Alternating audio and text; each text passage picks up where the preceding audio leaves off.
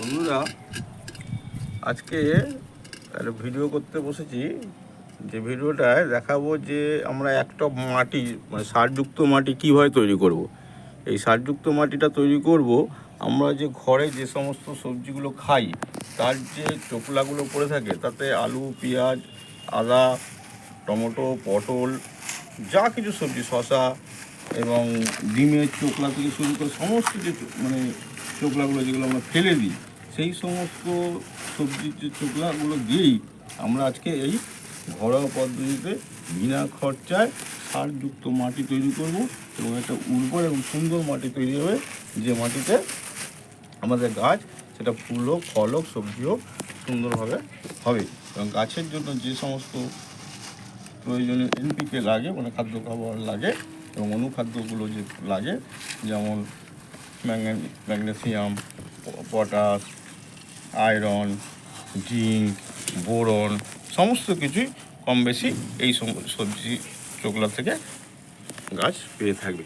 তো কীভাবে এটাকে তৈরি করবেন, কীভাবে মাটিটা তৈরি করা যায়, কীভাবে একটা মাটি, এটা একটা 14 ইঞ্চির টব। সেই 14 ইঞ্চির টবে আমরা প্রথমে এরকমভাবে একটা এই পুরনো টব ভাঙা, সেই টব ভাঙা এই ছিদ্রটার মধ্যে বসাবো এবং আরও দুটো ছিদ্র আছে সেই ছিদ্রের মধ্যে বসাবো না, সম্ভবত আর ছিদ্র নেই। তো যাই হোক, এই ছিদ্রটাকেও আমরা এটাতে কভার করব। তারপরে আমি নিয়ে নিয়েছি কিছু এই নারকেলের কিছু ছোবড়া দিয়ে আমরা নিচটাকে এইভাবে দিয়ে দেবো। এটা দেওয়ার কারণ হলো এর কিছুটা জল ধরে রাখতে পারবে, মানে টবটা পুরো মাটিটাকেই রেডি করার জন্য যা যা ব্যবস্থা করা প্রথম থেকে একবারে তৈরি করে দেবো। আর বেশি ইটের কুচো বা পাথর কুচো এসব সমস্ত দিলাম না বা বালিও দিলাম না। তাই এইভাবে এইটাকে দিয়েই আমরা এটাকে কভার করব। এবার কী করব, আমরা এই বাড়িতে যে সমস্ত ফলা খাওয়া হয় সেই সমস্ত চোকলা এর মধ্যে দিয়ে দেবো। এগুলো দিন যাবে, পুষতে থাকবে এবং একটা সুন্দর সারযুক্ত মাটি তৈরি হবে। দেখুন, এই সমস্ত পেঁয়াজের চোকলা, আলুর চোকলা যা আমরা ঘরে খেয়ে থাকি, এগুলোকে ওই প্লাস্টিকের মধ্যে রেখে দিয়েছিলাম। যেহেতু গরমকালের জন্য এগুলো খুব তাড়াতাড়ি পচন হয়ে যায় এবং প্লাস্টিকের মধ্যে মুখটা বেঁধে রাখলে এগুলো শীঘ্রই পচন হয়ে যায়। এই কাগজ, অত ঠোঙা ফোঙা যা ছিল সেই সমস্ত এর মধ্যে দেওয়া হয়েছিল এবং এই কাগজগুলো খুব প্রয়োজন আছে, সেই জন্য দিয়ে রেখেছিলাম। তো এইভাবে আমরা স্তরে স্তরে সাজিয়ে দেবো। এইটা হচ্ছে একদিনের চোকলা, এইটা আর একদিনের।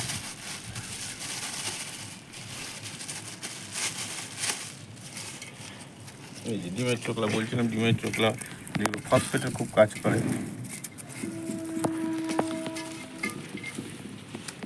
ফসফেট এবং ক্যালসিয়াম এই ডিমের চোকলা থেকে গাছ পেয়ে থাকে।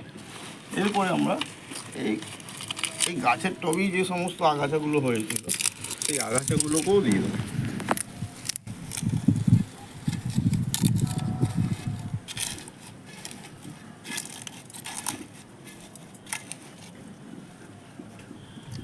এরপর এক লেয়ার মাটি ব্যবহার করব। আমার কাছে এরকম আগে থেকেই মাটি রয়েছে। আর পুরোনো টব ঝাড়া মাটি, সিজন ফ্লাওয়ারের যে মাটিগুলো ছিল এগুলো একটা জল করে রেখেছিলাম। টব ঝেড়ে এরকম 1 ইঞ্চি মতো একটা মাটির লেয়ার দিয়ে দেবো। তারপরে যেটা করবো, আবার পুনরায় ওই রকম আর এক লেয়ার ওই সবজির চোকলা। এগুলো ব্যবহারের সময় আপনারা হাতে গ্লাভস পরে নিতে পারেন।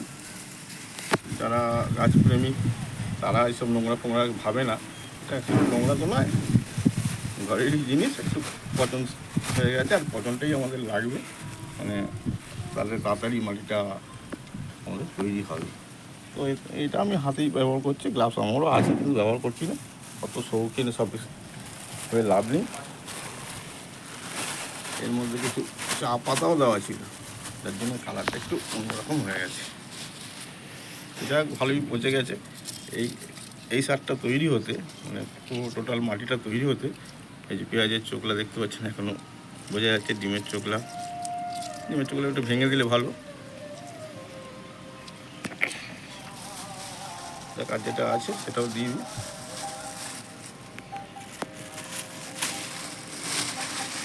গাছকে যত্ন করতে হলে গাছকে সুষম খাবার দিতে হলে বিনা পয়সায় যদি করতে হয় তাহলে একটু নোংরা তো ঘাটতেই হবে, তাই আমাকেও ঘাটতে হচ্ছে। তো এইভাবে গাছ করে আনন্দ পাওয়া যায়, খরচা নেই। অনেকে খরচার জন্য গাছ থেকে পিছিয়ে যায়, কিন্তু বিনা খরচায় যে এইভাবে গাছ করা যায় সেটা অনেকেই জানা নেই। যাই হোক, তো এইরকম আর এক লেয়ার ওই সবজি পচা দিয়ে দিলাম। তো এবার আবার মাটি দিয়ে দেবো।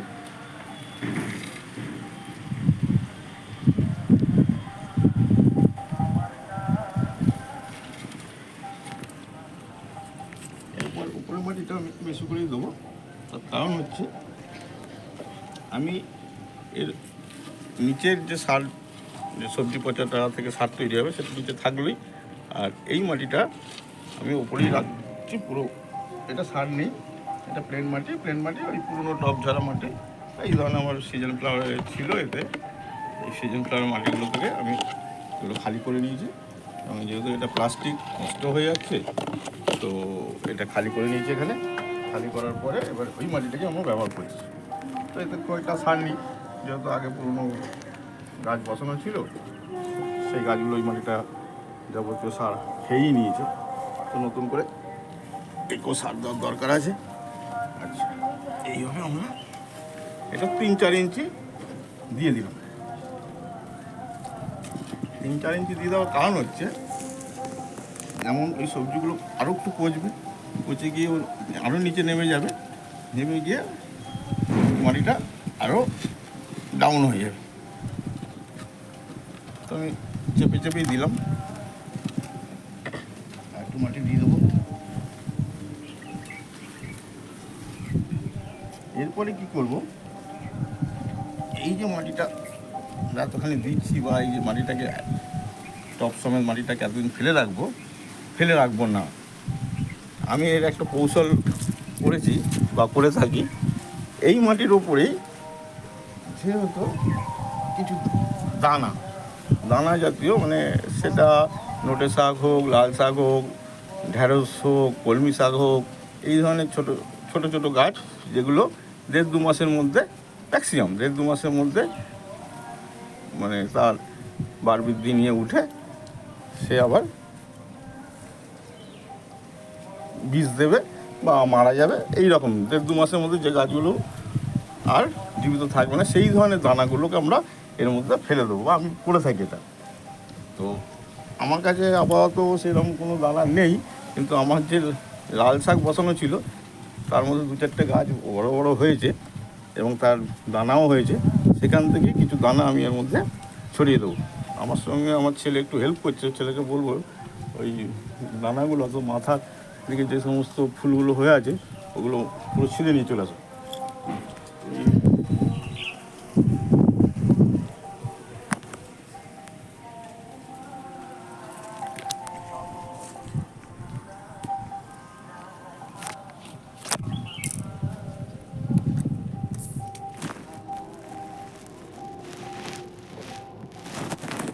যাবে, নিয়ে আসো।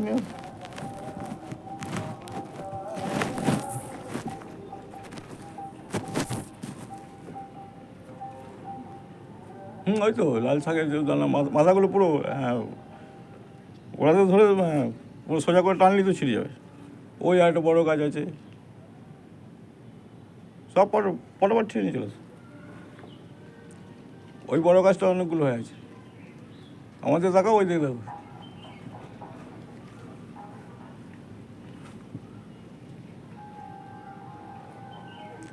টপটা মোটামুটি যে লেভেল পর্যন্ত ফাঁকা রাখার কথা 1-1.5 ইঞ্চি ফাঁকা রেখে দিয়েছি। এবার আমরা ছেলে আনছে দানাগুলোকে আমরা এর মধ্যে ছড়িয়ে দেবো।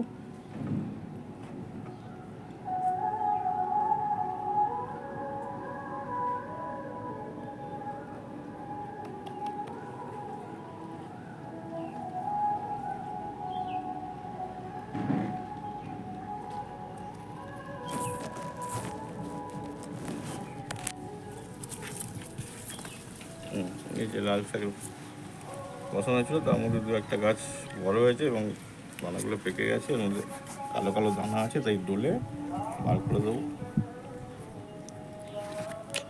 এর মধ্যে ছড়িয়ে দেবো। ছড়িয়ে দিয়ে আর অল্প করে মাটি এর মধ্যে একটু চাপা দিয়ে দেবো, যাতে ঢাকা পড়ে যায়, পিঁপড়ে না খেতে পারে। পিঁপড়ে অনেক সময় খেয়ে নেয়, পিঁপড়ে যাতে না খেতে পারে ঢাকা দিয়ে দিলাম। এবং এর উপরে এবার জল দিয়ে দেবো। যেহেতু 14 ইঞ্চি টপ, এর মধ্যে 3-4 মগ তো জল যাবি, অর্থাৎ প্রায় 1.5-2 লিটার জল এর মধ্যে এখন দিয়ে দেবো। দিয়ে এটাকে আমরা মোটামুটি 5-7 দিন পরেই দানা থেকে গাছ বেরিয়ে যাবে, এবং সেই গাছগুলির বড় হতে হতে বা টপটা খালি করতে মানে শাক হয়ে যাওয়ার পরে, এই লাল শাকটা হয়ে যাবে, সেগুলো খেয়েও নেবো। খেয়ে নেওয়ার পরে এটা ফাঁকা হয়ে যাবে। তারপরে এই মাটিটাকে আবার আমরা পুরো খালি করব, করে নিয়ে একদিন রোদ খাইয়ে দিয়ে আবার মাটিটাকে এর মধ্যে যে পুরো পুনঃস্থাপন করব। এবং তারপরে আমরা এর মধ্যে যে কোনো গাছ, যে কোনো, সে ফুল হোক, ফল হোক, সবজি হোক, যে কোনো গাছ এই মাটিতে যদি বসাই, সেই গাছ খুব সুন্দরভাবে বার বৃদ্ধি নেবে, তার ফলনও খুব ভালো হবে। এইভাবে আপনারা গাছের মাটি তৈরি করুন, গাছ ভালোভাবে চেষ্টা করুন। ধন্যবাদ।